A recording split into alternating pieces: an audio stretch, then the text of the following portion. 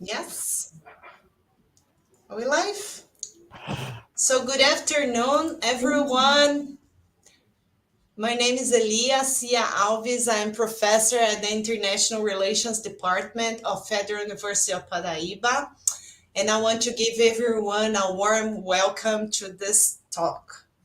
First of all, I would like to thank you, your dear Excellency, the Ambassador of Nigeria and Brazil, who is also professor and doctor, Muhammad Ahmed Makarfi, for accepting our invitation to share his thoughts about Nigeria with us.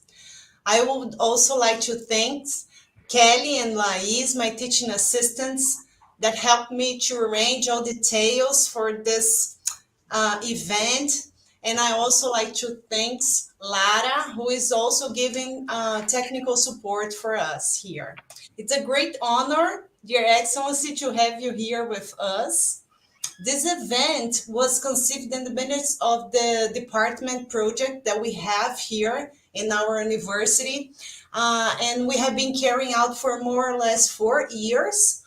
And in this project, we try to improve ethnic and racial discussions within our curriculum, which includes to get to know more about the political, social, and economic status of African countries in general.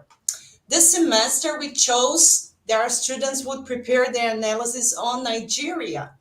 And because, among other factors, it has a strong economy, actually, the strongest economy in the country, in the continent, sorry.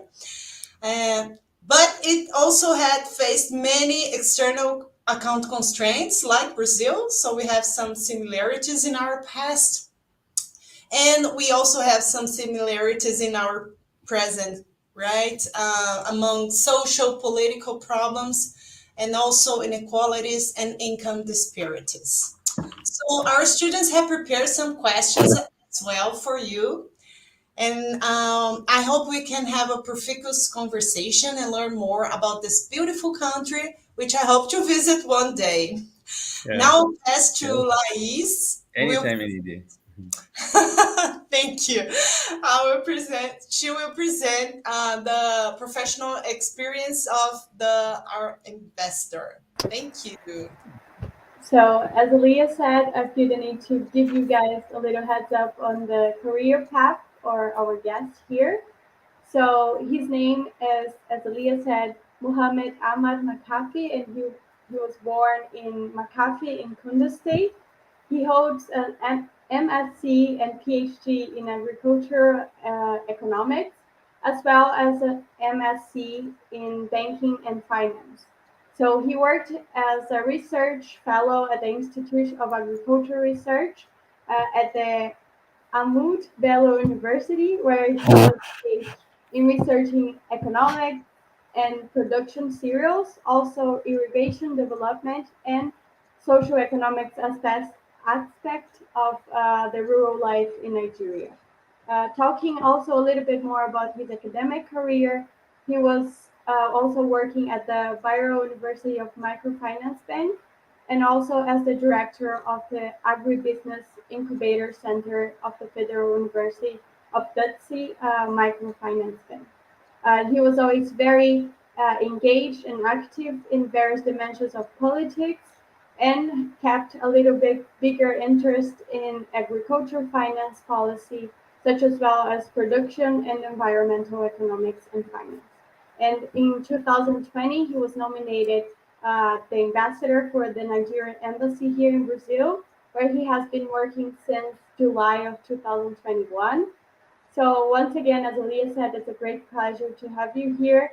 I already talked to you a little bit per mail, and like as a student, I can say that it's always very enriching and very productive for us to have such a fresh perspective and to also learn from someone that has such a closer relationship from a country that, as Aaliyah said, is very important for Brazil and also with this partnership. So we're very thankful for you here, and I can pass the word to you to present yourself again if you feel the need, and also to start your presentation.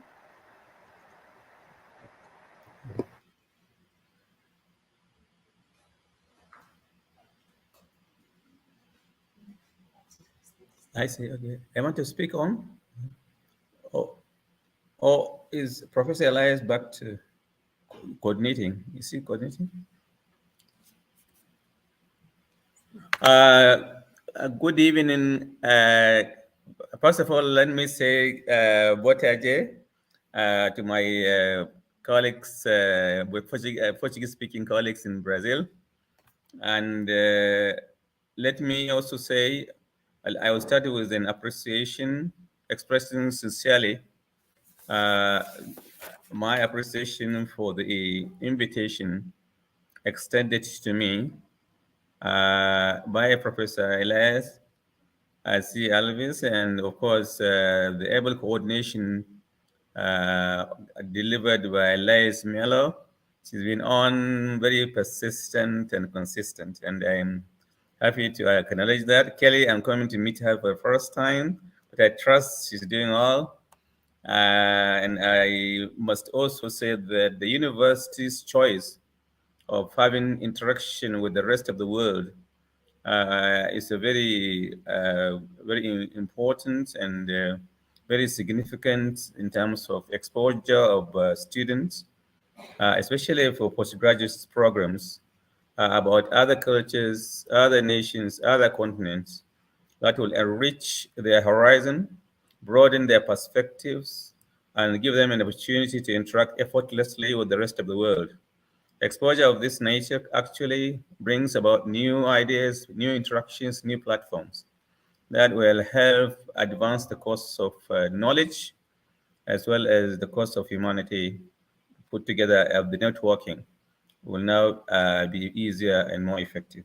So to the school management for the choices and the department for making those decisions to include them in their curricula. It's a welcome development, and I appreciate that, and I sincerely hope you deliver this to the management of the university. I trust, I hope the federal universities of its caliber, Brava, will also do the same in a similar fashion. And then I say to all the participants and those that are listening to us, bear with us because Africa is very much unknown in some of the books of countries in Latin America. So, but Brazil stands alone, stands differently because there are many other reasons which we will explore when we start making the presentation. So once again, I appreciate the invitation. I thank all those that participated and make it possible for us to make this presentation. And I hope we'll be able to deliver to your expectations. Please be open and free to ask questions. And I assure you, uh, we will make sure that we try to keep the time. That's why I divided the presentations into two. The first part will look at the overall picture, sort of, and the relationships of Nigeria, Africa, to the rest of the world.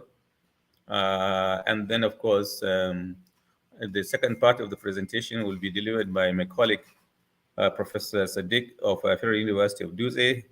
I'm sorry I didn't avail this information to Liza Mello in time, so couldn't have adjourned and taken note of it. But subsequently, when he joins in, well, I'm sure we'll be able to put him on board. The That's second part great. of it, yeah, thank you.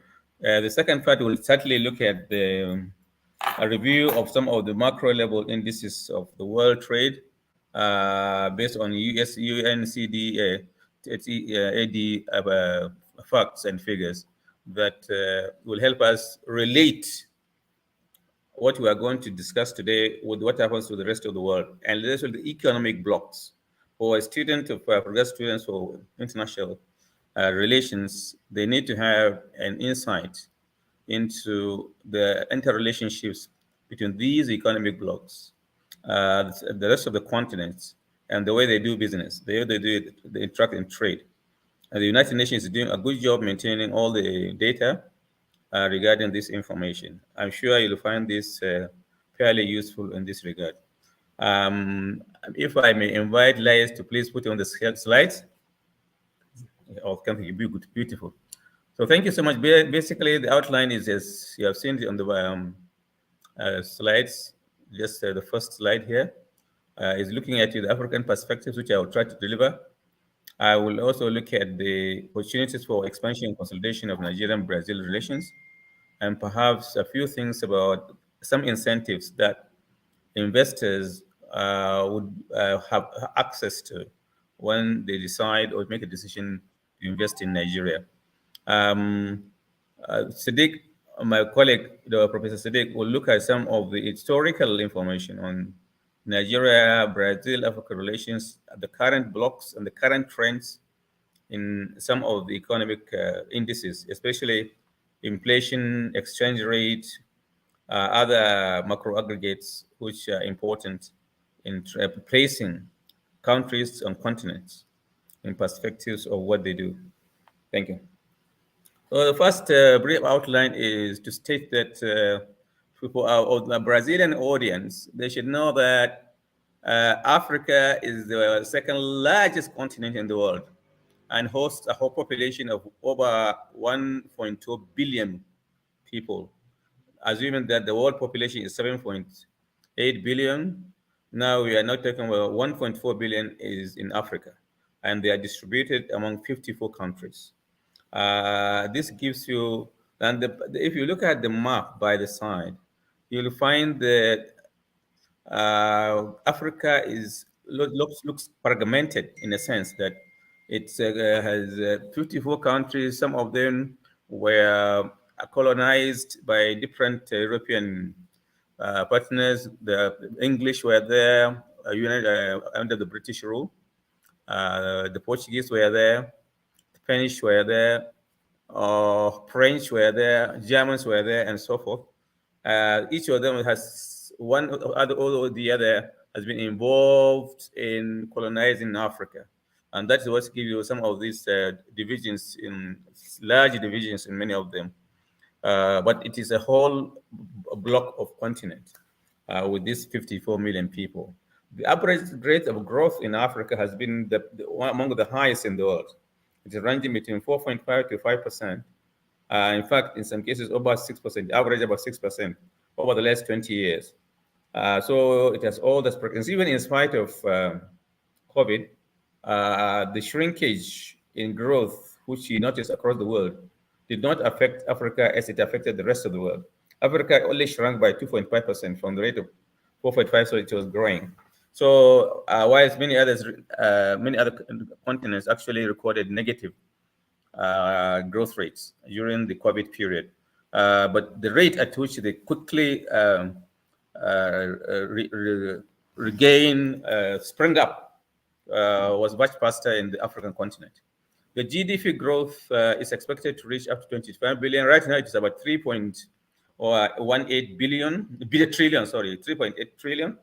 And by 2050, I believe the rate of growth we are witnessing, Africa will record and post GDP in real terms of over 29 trillion. And given the projections we have for Africa, that's what you call AFTA. AFTA implementation. AFTA is actually African Continental Free Trade Area.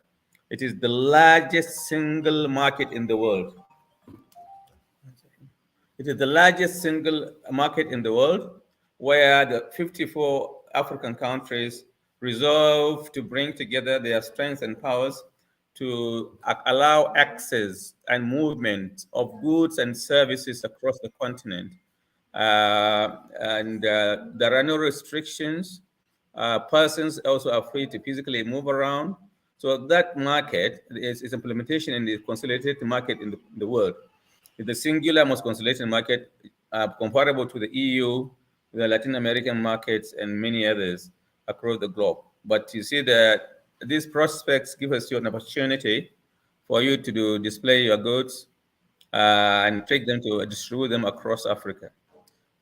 So Africa is a very large market under this program.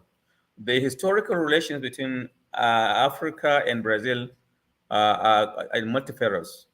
We have the cultural, economic, and diplomatic ties in several different ways. We shall see a few of them if time permits. Next slide. Okay. There are a few challenges with regards to the stagnation or the slowdown of pace of trade amongst Africa or South in general. I mean, Africa and the South or Latin American countries, especially Brazil, created by three important barriers. The first is geographical barriers. The Atlantic Ocean separates Africa from South America in general.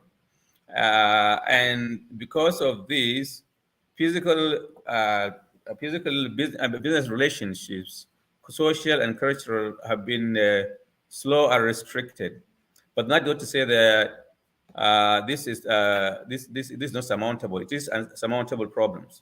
The geographical barriers are limited because of the non-availability of direct flights between the two continents as at now.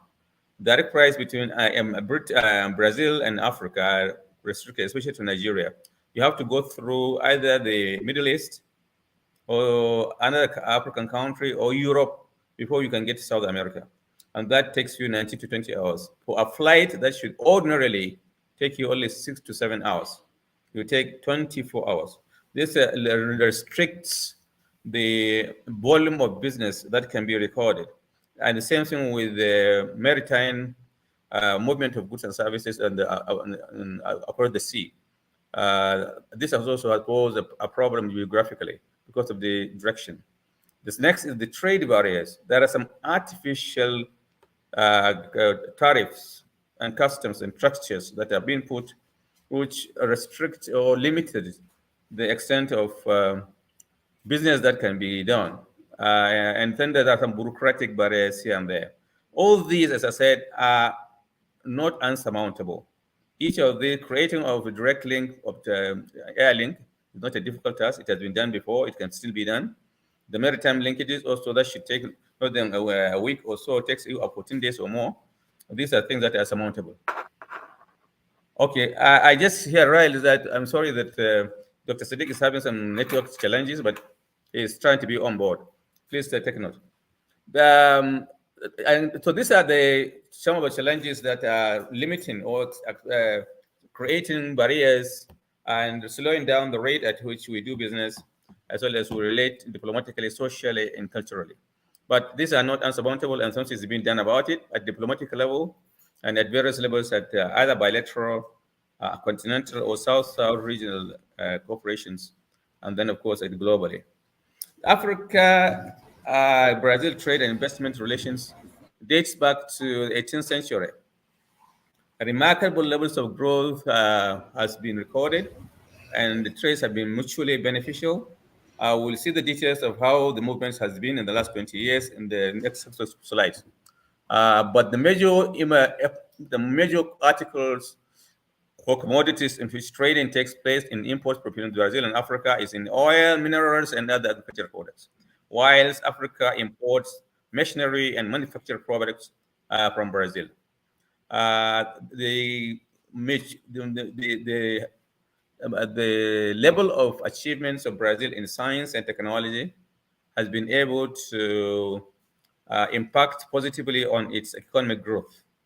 And you can see that creates a very good, unique opportunity for trading with Africa.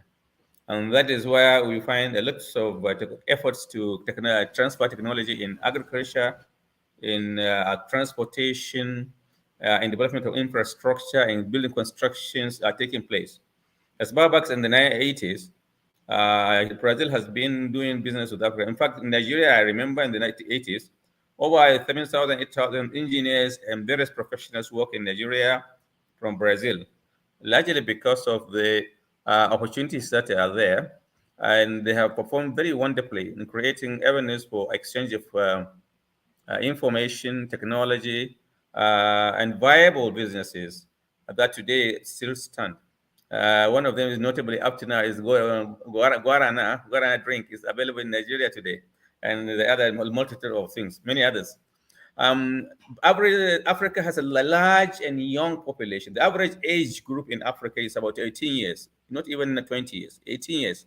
So it's the youngest continent in the world. And that gives opportunities for sustainability once a trade relationship is created.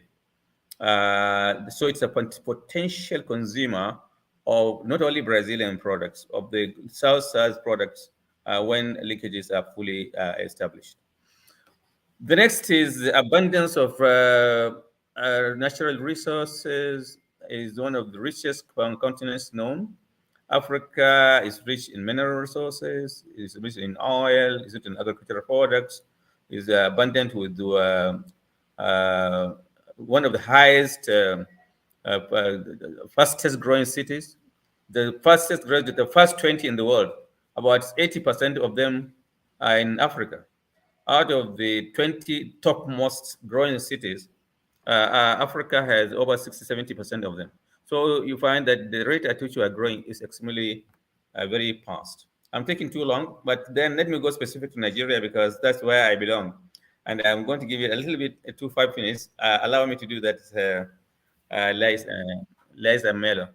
The first thing that you see on those pictures are some of the cultural diversity pictures that depict the kind of people there. Nigeria has over 250 different tribes, race, and so forth, just like Brazil. It's a very heterogeneous society. And then some of these, you can see them from the top, which we celebrate for heritage purposes. You find the major, in addition to the fact that English remains the official language for communications officially, but there are other 3-4 other languages that are commonly spoken by the majority of the population. And these are very transcendent across boundaries in West Africa and Central Africa. They include Hausa and Fulani, which is dominantly in one part of the Nigeria, as you can see in the map. And then we have Yoruba is the next. And then you have Igbo in the third. And then we have Tibi in the middle of the country. Some of these are very big tribes and well-spoken languages across the country. In particular, Hausa and Yoruba find most other West African countries a lot of tribesmen, and those that speak those languages. If you are to Google through, you find the topmost 3 African languages that are commonly spoken. The first will be Arabic, with out of 150 million followers, followed by Swahili with about 50 million, and Hausa with 49 million, and Zulu in South Africa with about 41 million, and so forth. So this is how it goes. So there are lots of tribes, but the topmost languages that are spoken across Africa are these 4 that I mentioned. By the right, you can see that we just took a photo of some of the items that were retrieved. These were taken by colonialists, taken to different parts of the world, in Germany, in UK, in France, and so forth. Some of these pictures depict what were taken out during the colonial period. Some of them are beginning to be returned. Next, about the world merchandise exports. This is important for international relations students to know how the world moves around as 2021 before COVID, or rather during the COVID, just as we are recovering from COVID. This is how the world trade looks like. You find the fastest growth. Exports reached an all-time high of 22.3 trillion in 2021. And there is strong recovery after the COVID crisis, which limited movements of people, movement of goods, limited air passages, maritime movements, and so forth, were curtailed. But look at how it sprung up. UNCTA statistics shows that the world in all had about 27 average growth rates in 2021. Africa had the biggest recovery with a growth rate of 42%. Followed by Oceania, then Asia, Africans, and then Europe. You can see the figures. And that's give you a very good encouragement that Africa is coming very fast and recovering very fast from COVID. And in fact, the least affected by COVID. If you look at the death figures, Africa had the least number of casualties, thanks to the abilities to look after it, even in spite of lack of vaccines, lack of administrative capacity, lack of science and technology. But this is another discussion for another day. Historical information on Nigeria, Africa relations, and you can see that we had trade relationships with Brazil since 18th century.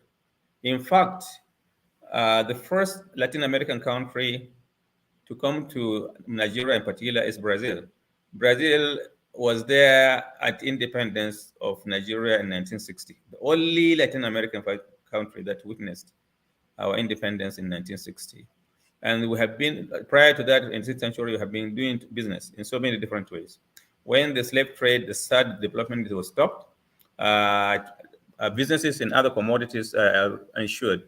And these figures also will see them in some of the maps the sketches we have made. We have a large population and dominance of young Nigerians, as earlier mentioned. Nigeria has about 250 million persons, and out 40%, about 40 million of that are youth. And as I said, with the average age of 18, 19. And that gives you the encouragement that we have abundant resourceful youth that are available for development. There is abundance of raw materials and resource men and women, which, as I said, gives you a good market, good prospects for development, good creative capacity, and so forth and so forth. Both the private and public sectors of both sides of the Atlantic are willing to grow and expand together. That is why partnerships, collaborations in businesses have been established, and a lot of them have been modernized and upscaled in various ways, which will guarantee some sustainability. Both again share one common thing, that they enjoy the nuclear-free zone, the peaceful regions of the globe, as characterized and witnessed by the United Nations. I look at some of the commitments that are done for ease of doing business, the reforms that have been introduced in order to attract more businesses and more create an enabling environment for doing business. And a few indices were identified here. These were the presidents and the vice president. Well, you have to congratulate me because there's a transition of power yesterday. We had a brand new president with his vice president who succeeded President Muhammad Buhari and Vice President Osibanjo. Yes, we just talking about it this morning. I was talking with the girls. News, recent news. The new president is His Excellency Bola Bola Ahmed Tinubu, and his vice president is Kashim Ibrahim. They are just inaugurated yesterday, so we have a brand new government today, and that's so this discussion is coming timely. The indices that we look at was transparency. There are some indices that worldwide were adopted in order to see at what extent investors could move into any country and allow for entry into their markets and doing business with its potential entrepreneurs. And this is what we mapped out. We looked at some of the documents that are there and started doing a change in the way they have been done. And you can see the chronology of events from February 2017 to March 2019 when COVID came in. We had lots of measures that have been taken, and we have achieved the success rate in each of them has been indicated at the last column. We announced reforms about 8 of them, and number of initiatives were 22, and the participating agencies 12, and we achieved 72% in 2017. After the end of it, you find enough 40 and March 29, deepen reforms and drive sustainability and institutionalization. We're at 68, 70% scorecard. This is improving every day. When we look at the ease of doing businesses, beginning from 2016 up, the ranking has drastically improved, as you can see.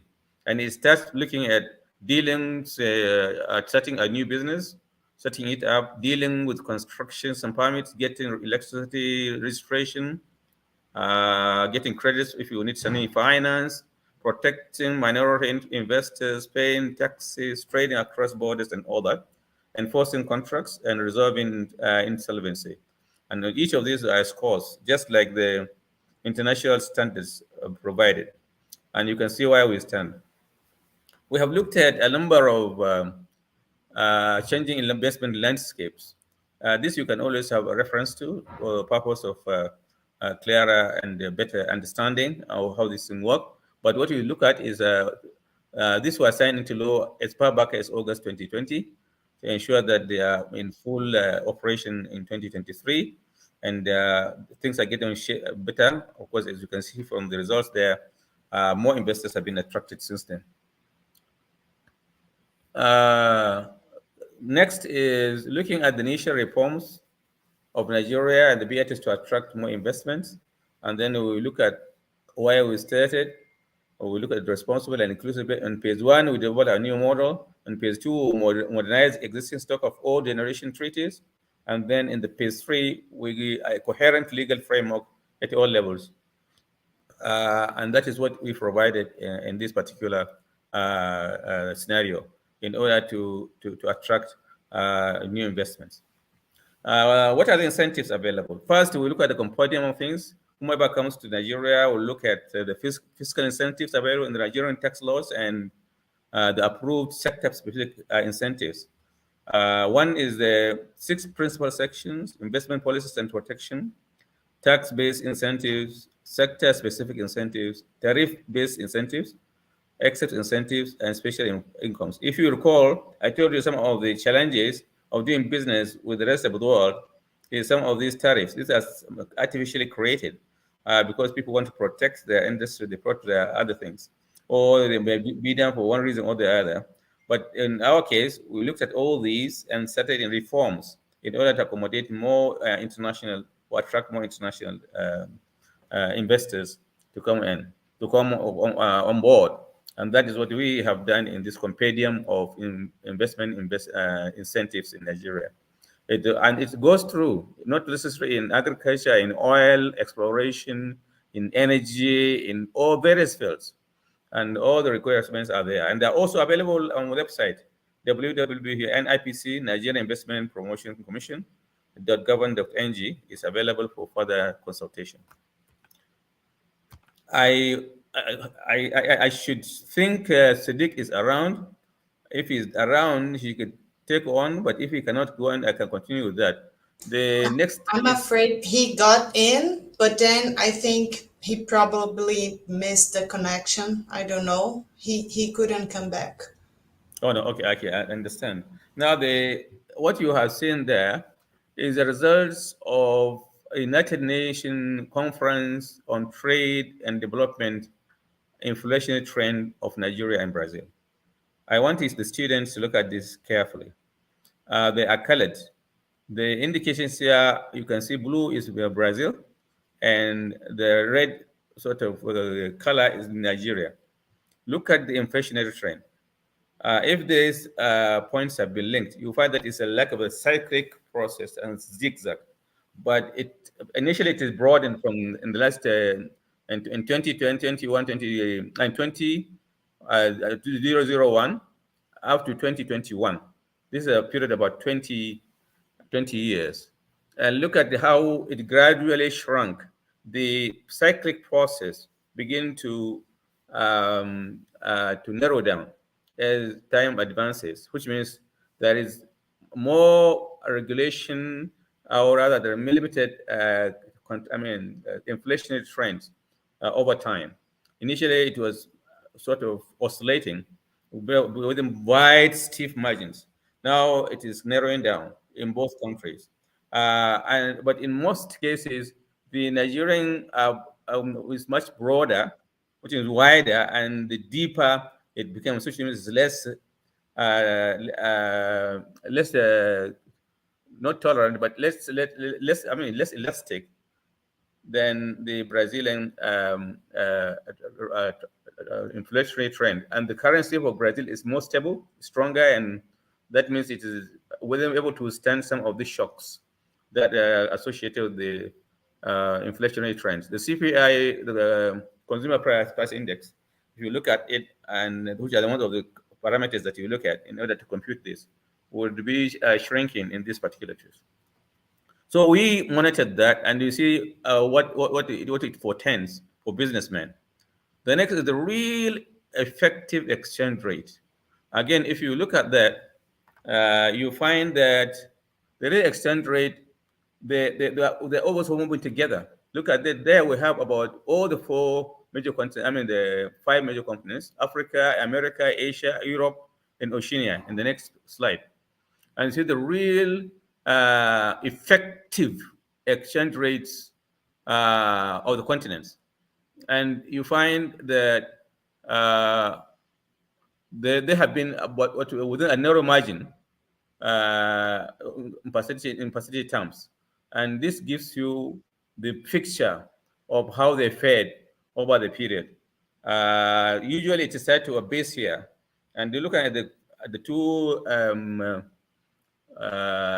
over the last 2 decades, when this data was taken, you find gradually the narrow down of the viability but volatility of prices as a result of inflationary or prices rising faster than the total of goods. And this is exactly what we see there. When you look at the regional blocks, now we're looking at the regional blocks, we have BRICS, ECOWAS, and African Union. Again, we plotted that to look at how they fared. And you find the stability for the ECOWAS and then the Americans. You see the flexibility, volatility is much more pronounced in Africa, and the relative to other continents. On the other hand, looking at the regional blocks, BRICS had an upper hand. Before, it was mainly European and American that had an edge, but subsequently this took over. The BRICS are now ahead of everyone and the most stable and most stronger, and they're working stronger. Of course, the African Union and the rest are just striving and keeping on the slide. You can look at this deeper and you can see the trends clearly. We're looking at the mercantile export concentration. Again, when you look at it, we're looking at Brazil and Nigeria. You find how divergent it was at the beginning in the 1995 and through to the 2020. And you can see whilst that of Brazil has been very high up, but it's also gradually coming down. While the Nigerian one was very low, but now it's climbing up. There are all the opportunities for us to export more because of the concentration of commodity exchanges that occur at various levels. The total export trade share of the continents and the regional blocks in the world is also shown in the next block. And we can look at Africa, Americas, Asia, and Europe, and Oceania. Looking at them, we find the Northern Africa, Sub-Saharan Africa, the Middle East, Eastern Africa, Middle Africa, Southern Africa, and Western Africa. These are all compared, and you can see that the Northern Africa, looking at Algeria, Morocco, Tunisia, and the rest of the countries up in Africa, are doing much, much better because they are now picking up very fast. Looking at the continents of Americans had the best in the early 20s, in the 1990s, but they filimated, they come down, and they are taken over by the Asian tigers. Look at how the trend goes. And then, of course, you can see that Africa is still at a low level, probably declining in terms of volume of trade to the rest of the world. And most of the contents of the kind of trade is in raw materials, mainly oil and other related commodities. While on the other side, you have manufactured goods and science and technology-based products. Look at the second graph where we find the bigger Fugapobi, where the export volumes of Africa's subcontinent also is shared. I don't have much time, but I have to rush through. The next one is export trade volume of Americas as subcontinents in the world. We looked at about Northern America, Latin America, and the Caribbean, then the Caribbean, Central America, and South America. And again, look at how the trend is. In Northern America, have it the highest in the early 19th century, 1950 and 1990s.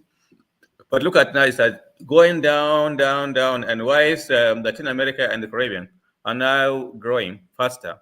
And you see that by 2021, They are beginning to meet each other, and there are prospects that it can even overtake it, given the new impetus given by BRICS. Sadly, the trend looking at Central America, South America, they have been progressively increasing their volumes to other subcontinents. So the regional bloc results show that the BRICS to have a higher share of global trade export against the share global trade export volumes of its subcontinents. The African Union and their cause, as you can see on the graphs. Next, we try to look at Africa and see the share of services. These are goods, physical goods, then these are for services. I look at the trend. The Americans are leading, followed by the Asians, and then Africa is the least. But it's growing. It's now increasing, but it's still not so significant because it's less than 2.5%. But the rest of it is cornered mainly by the Americans and the Asians. Of course, Asia now has actually dwarfed all other continents in terms of total output of services that you can register or are registered by OCTAD. And the next set of slides, we look at the regional BRICS and how they fared, and the share of export services to America and subcontinents in the world. And again, that's the figures you have. You can see that there's still very, very much North America is on high speed, followed by Latin Americans and now Asians for the kind of services, trade services that are rendered, to other continents. And in the next slide on 5D, the share of trade exports services of selected regional blocks. These regional blocks include the African Union, South America, BRICS, and ECOWAS. And then you can see also the trend is still the same as we have seen before, with clear advantage by the BRICS. The 5 countries, Brazil, Russia, India, China, and South Africa, have come to challenge the entire world in terms of services and goods that they trade. And this is very a significant development. Nigeria and Brazil also, when you look at the productive capacity index, when you compare the two, this is where they stand. Nigeria is still on number 20, whereas Brazil is on 30 plus.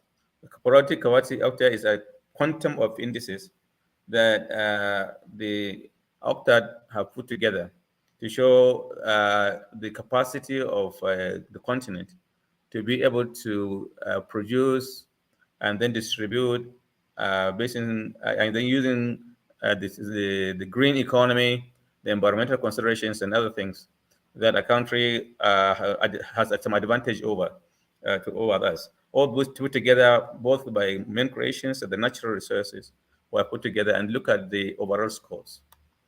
In the next set of transformation, we look at the productivity index of Nigeria and the productivity index of Brazil.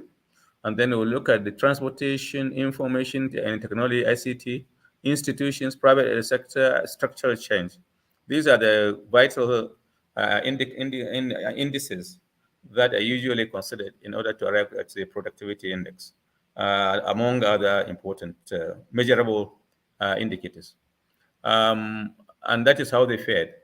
I'm sorry, I know I'm taking too much of your time. This is taking too long, but that's how it should. I'm sorry to bear with me. This is great. Continue, Professor, Doctor, and Ambassador.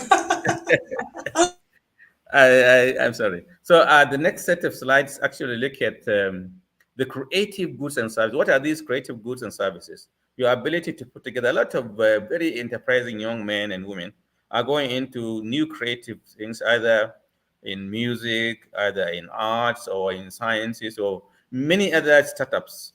People have done so. The United Nations OCTAD have been able to also assemble information or how you deploy information in ICT to create new things, or how you delve into the private initiatives in the private sector to initiate new projects, new businesses, and incubate them to fruition. And monitoring this is also very important, significant development for mankind. And that's how the nations prepared. Look at Brazil and in comparative to other economies.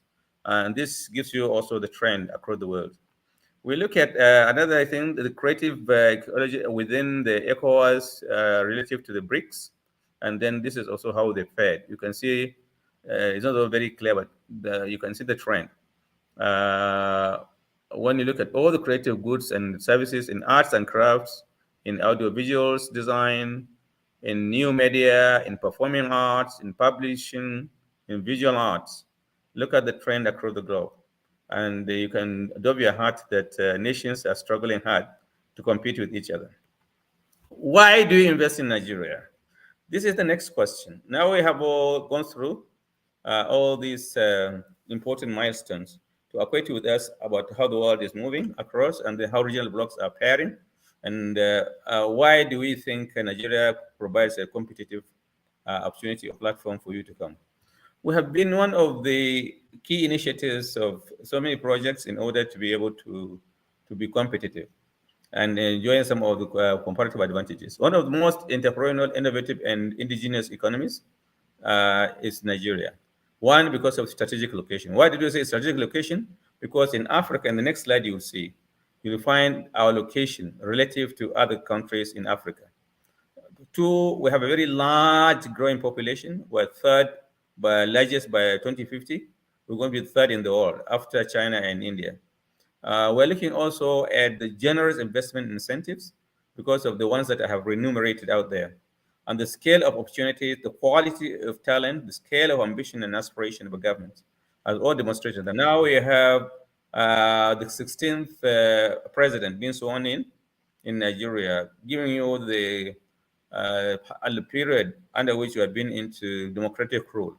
Democratic rule has been continuously good for Nigeria for the last 30, 40 years, 20, 30 years. So we are confident that these democratic ideals will provide for a stable economy, a stable governance structure, and that ensures that whatever you invest, you reap from your investments safely. The strategic time zone, favorable weather conditions, also comparable to Brazil in many respects. Of course, Nigeria is smaller. Brazil is 8.5 million square kilometers, that everybody knows. Nigeria is only 923,000 square kilometers. So it's about 1/8 of Brazil in terms of size. And the population is comparable. While Brazil is 200 plus, 210, 220, Nigeria is on 210, 215. So we have a very large population, but of course below Brazil.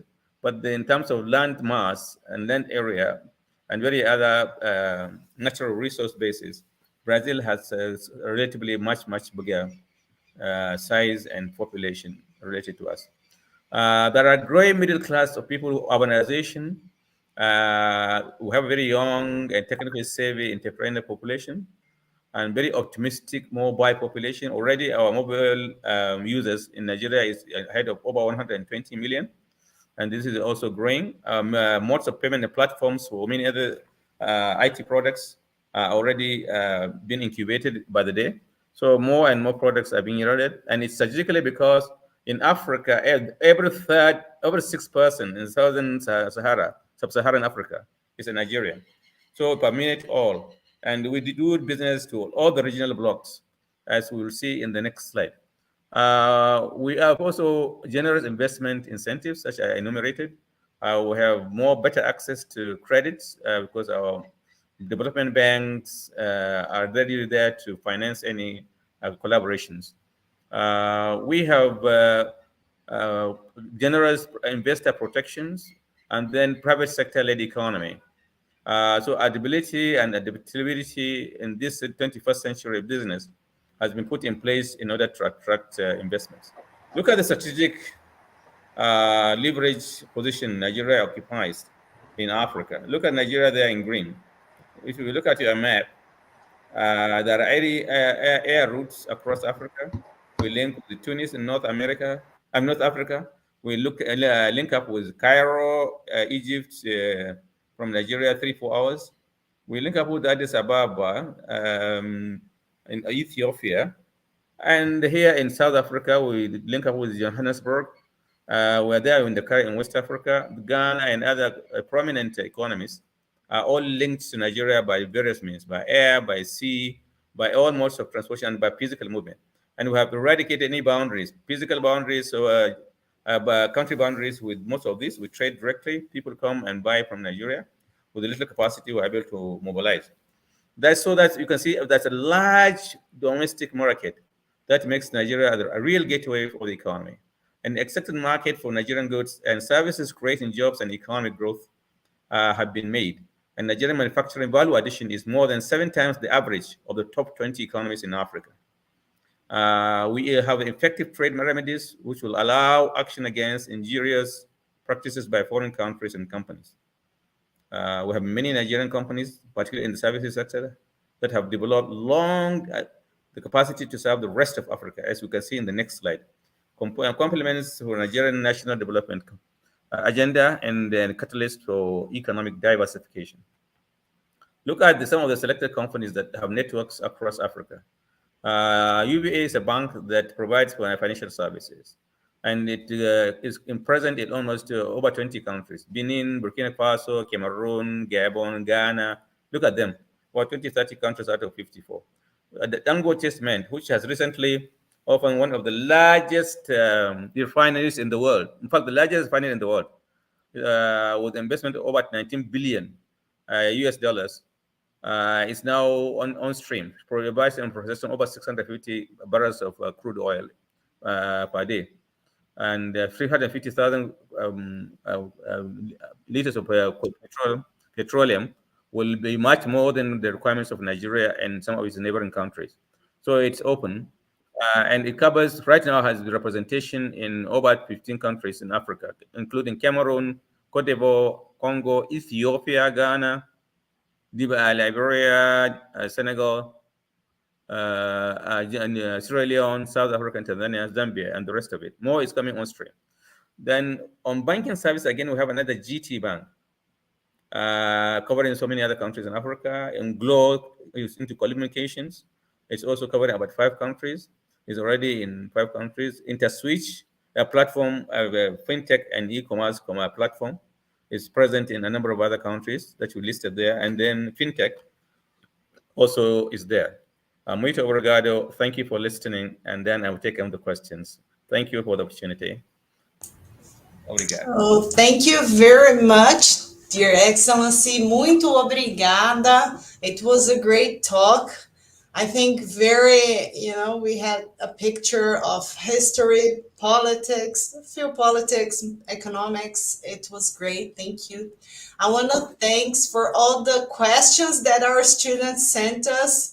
I think more than 15 questions. So, and some of them, they are very long questions. So I asked Kelly to organize the questions in like big questions. And if possible, we would like to listen a little bit. If you could discuss and develop some of these thoughts to us. Is that possible? I'm available. That's why I'm here. So take me that I'm part of the student. So anytime, ask any question. Okay, so I'll pass to Kelly now. And she will come with you the answer one by one, questions. or we answer first the questions and then we answer the first set of 5 or 3, then we move the next set of 3. If he has already organized them, they're in different groups, then we can take them as a group. Whatever you organize, I'm willing to take it up. Go ahead. Okay, so Kelly, if you could, we could go like 2 rounds of 3 and 3. All right? Okay. You're welcome. Yeah. Yeah. Okay, so hi, I'm Kelly. It's a pleasure to meet you for the first time. We have a lot of questions, but we don't have enough time to answer all of them. Some of the questions are already completed in his speech, so we're gonna focus on a few of them. And there's a lot of questions about Nigeria's economic diversification. Nigeria, majority of Nigeria export avenues highly on oil sector. So, what are current challenges for the country's goals of economic diversification? And also, Brazil is a great important importer of oil globally speaking. Do you think a partnership between the two governments regarding oil importation and exportation could end up in a better scenario for mutual cooperation? So, feel Well, free to answer. okay. Thank you so much. I I think think is this. Oh, just excuse me. Sorry. I think you could bring some more two questions, so I think he could cover them all. Is that possible? And then we go for another round. Is that okay, okay. Kelly? Okay, we Okay. have Kelly, a go lot of ahead. questions about China. We have a lot of questions about China Okay, go and the ahead. Nigeria's relations. Yes, so it's clear the past few years the China is investing a lot in Nigeria and in African countries. So, what are your thoughts about this? How is such investments of China can benefit Nigeria? How investment of China.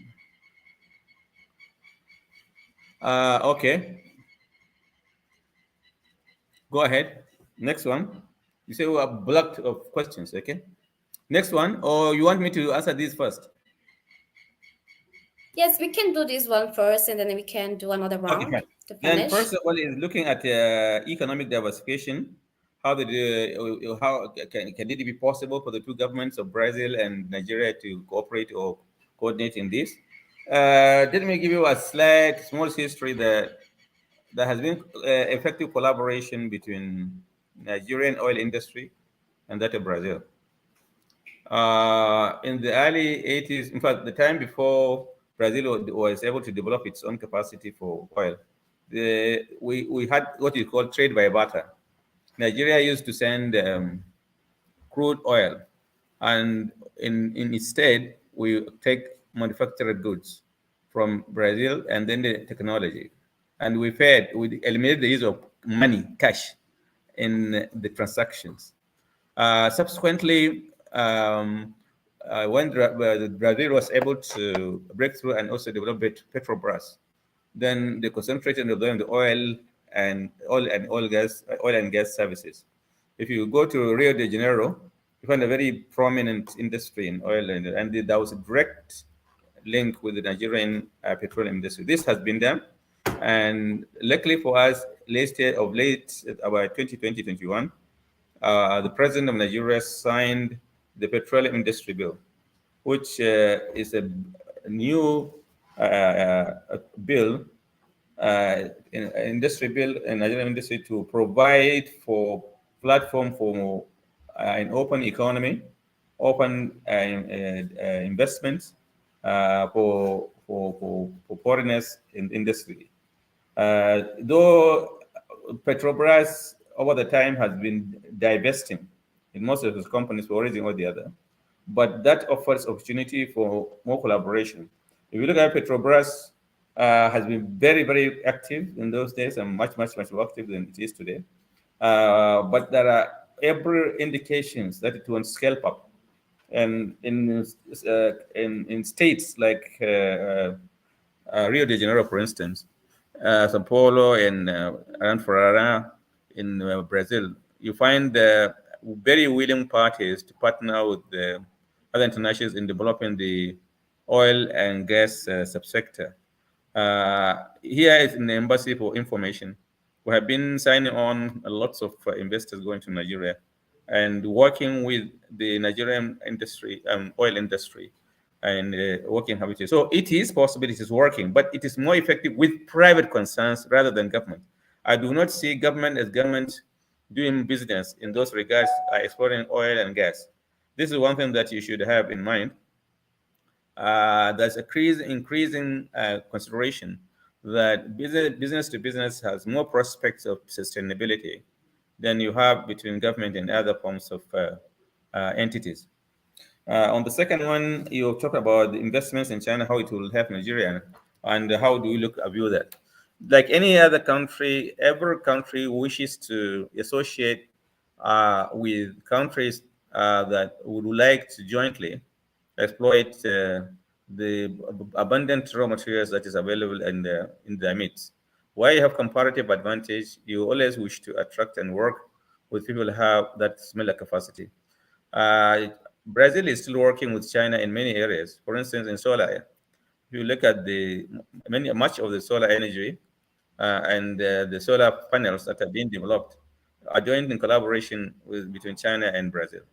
Any other country, China is such an open economy now in the sense of industrialization that it is want to work with most countries in Africa, in other Asian countries, in the Middle East, everywhere, China and the world, even in America.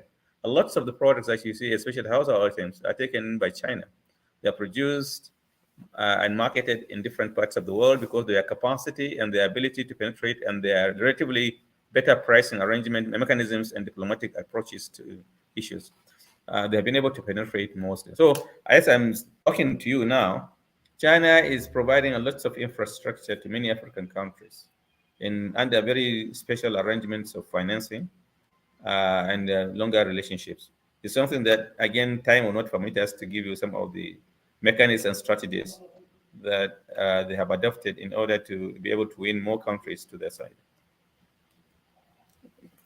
I hope if you have any more questions, please feel free to ask. Next. We have a couple of questions. Thank you for your answer. You talk about the opportunities of expansion and consolidation of Nigeria and Brazil relations in your speech, right? And we have a new government also. Nigeria had yesterday elected Tinubu. I don't remember his name, sorry. But we also elected last year Lula. So when considering the Lula government's foreign policy agenda in the previous years related to African countries, especially Nigeria, what would be Nigeria's expectations for tying the relations with Brazil and the political and the economic sphere, but also considering the new government, the Bola Tinubu, I'm sorry. Yeah, okay, Yeah, are go you ahead. through? And Okay. one more. I think you One can more. go. One more and then we finish. One more is about continental integration. How do you see the African regional integration, such as ECOWAS, in Nigeria's economic development? What are some key diplomatic initiatives taken by Nigeria to strengthen its relations with other African countries, and how these efforts contribute to regional stability and cooperation? Are the integration strategies of the African continent positive for Nigeria's trade and economy? Okay, thank you. Opportunities between the new governments in both countries. Brazil and Nigeria have the relationship has been waxing stronger,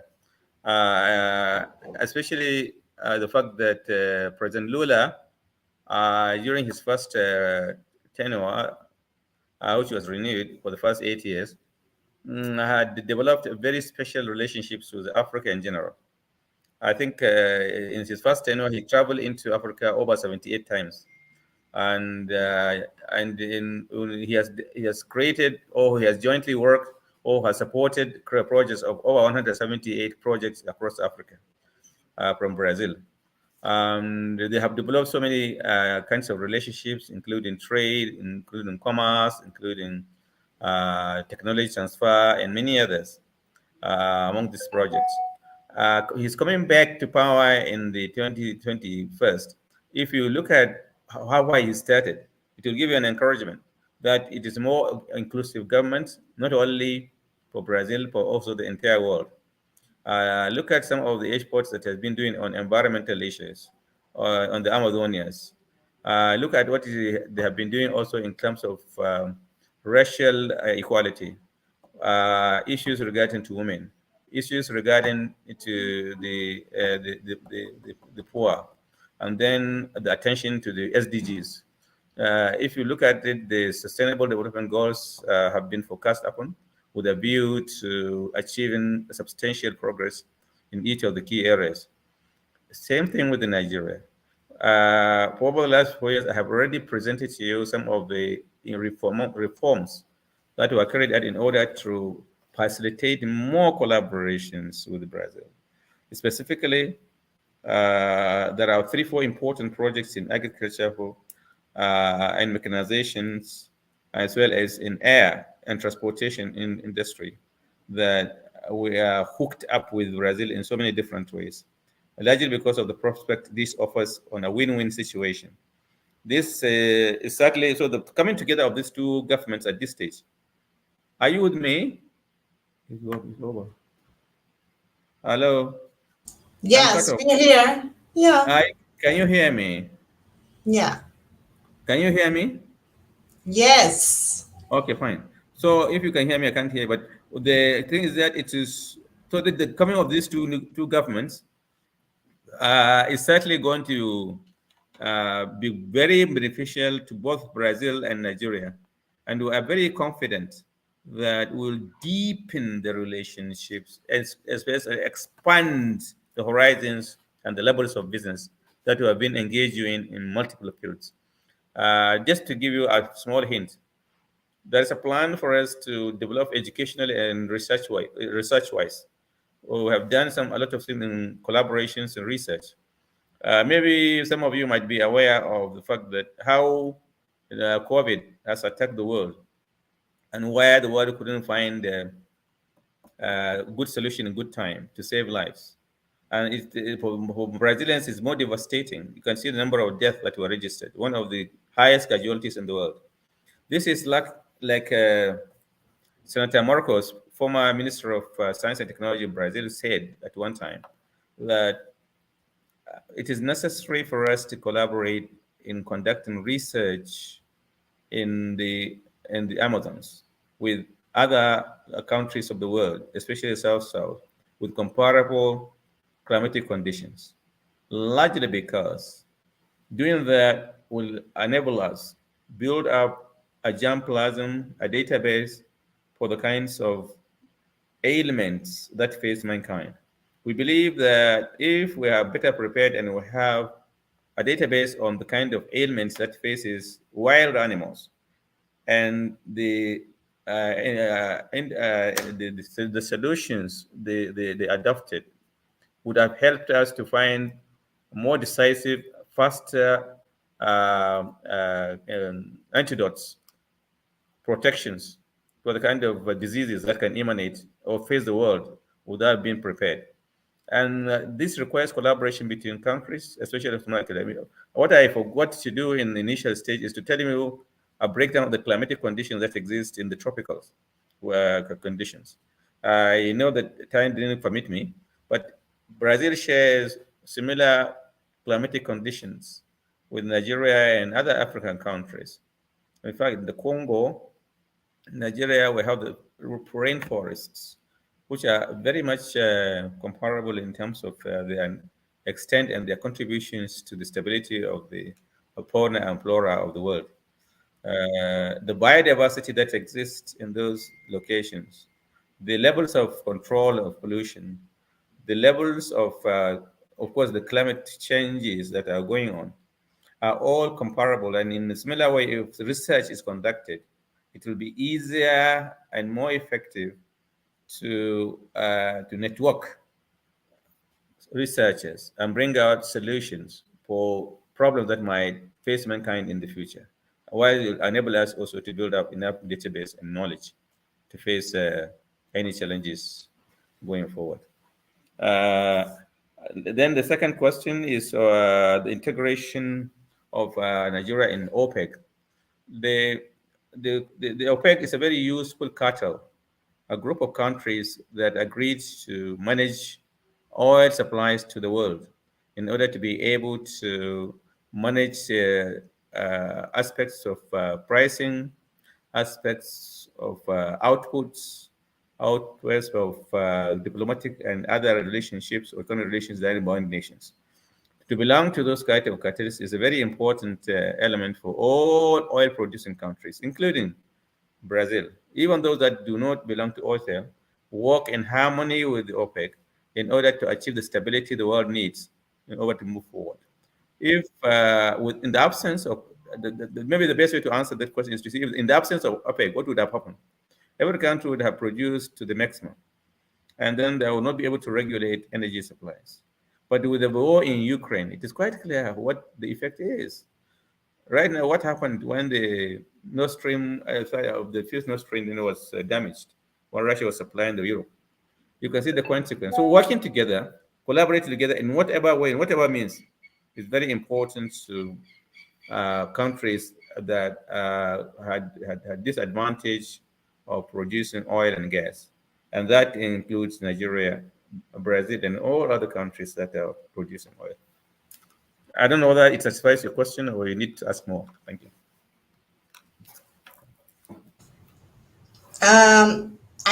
I think we have several questions. I think we wouldn't have time to tackle all of them. So our students, they are preparing a macroeconomic analysis on Nigeria. And when they got it done, I will send it to you so you can take a look, although it will be in Portuguese, but maybe the graphs, you can get something. And I would like to ask a final question. I think it will be quick, maybe. It's regarding BRICS. I remember some time ago, you hear this noise that maybe Nigeria will join it, will join the bloc, but then we didn't hear it anymore.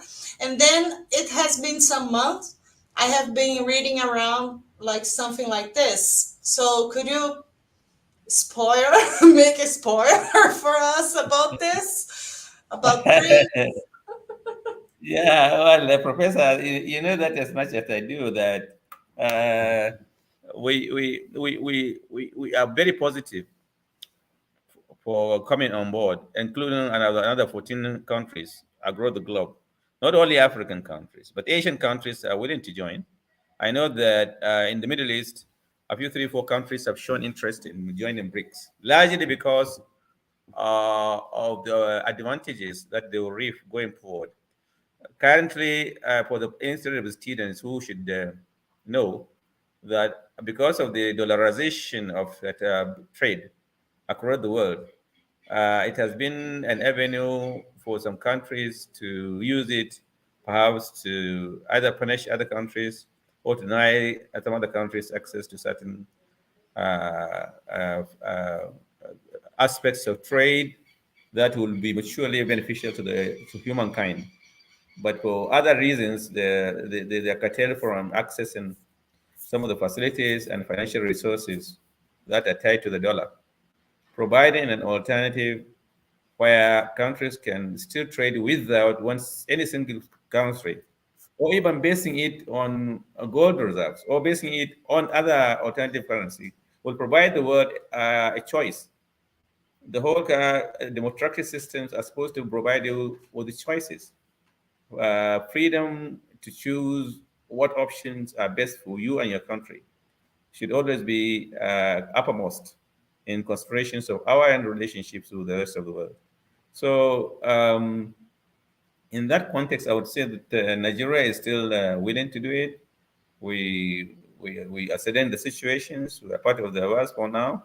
In fact, at the initial trip off, the first the first attempt to set up BRICS came with brinks at the first day. Brinks with Nigeria inside, and for one thing or the other, we couldn't come on board for one thing or the other because they only needed to take one country in a continent at a point.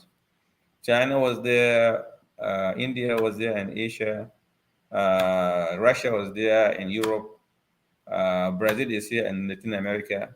And so the first stage took off without Nigeria. But I'm telling you, and I'm assuring you that Nigeria will join BRICS one day. Thank you, Professor. Thank you so much. Thank you, Kelly. Thank you, Lais. Thanks all the students, all the audience that have following us here and prepared the questions. So I don't know, anyone wants to share a thought, a final thought, so we could end this talk? Lais? Yeah, I just would like to thank you again. I was talking to you for May when we were all very excited that you said it would be able to happen. So you're here very So it's going to happen. It's going to happen. Everybody was really happy about it, and I'm sure it was a great talk, not just for me, but for all the students. So thank you again.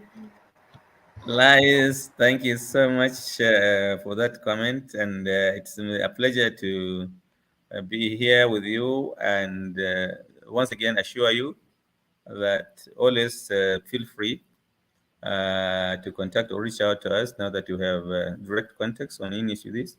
Should you have any clarifications on issues relating to Nigeria or Africa in general, economics of it, and some of the social and cultural issues about them, feel free to relate to us. We will be willing to make our contributions as much as we could. And once again, I really appreciate every one of you. Kelly, next time I will expect you to speak more questions and screen more questions. You only have a few questions today. I expect to have more and more of them pouring in. Okay, thank you so much. It's such a great honor to be here with you. Thank you. I appreciate it. I'm going to Professor, have more questions next time, okay? say it again. I'm going to have more questions, a bunch of questions next time. Okay. Okay, I appreciate it. So whenever passing for Paraíba, just came to the university, you'll be more than welcome. Thank you so much for that, Professor. I really appreciate this much. But I assure you Yeah. that I will try my best anytime we're in Paraíba to come and see my friends and my fellow colleagues that I have lost touch with for now, and because I've left the university system for some other assignment. But I assure you that I will continue to do the best I could in order to meet the needs of my friends. Okay, so thank you, everybody. See you. Thank you so much, and bye-bye. On behalf, I'm very apologetic for Professor Sadiq, who couldn't join us, but he's a very fine officer. He's been trained well in India, Nigeria, different parts of the world, and has presented papers, in fact, very versatile in all fields. He's an agricultural economist by profession, and has been in econometrics, economic policies, and has done a very good work on production economics. Written a number of books, journals, total over 200 plus. He's quite a resourceful person. That's why we selected him. We believe that he can be very resourceful in case anything you need, economics, econometrics, macro and micro analysis, and so. So thank you so much, and best wishes. That's great. I will follow him on our academic networks here. That's good. Okay. So thank you a lot. Have a nice week. So thank you so much. Same to you, and greetings to the family. Okay. One nice day. Ciao, ciao. Ciao. Ciao, ciao. Okay, bom dia.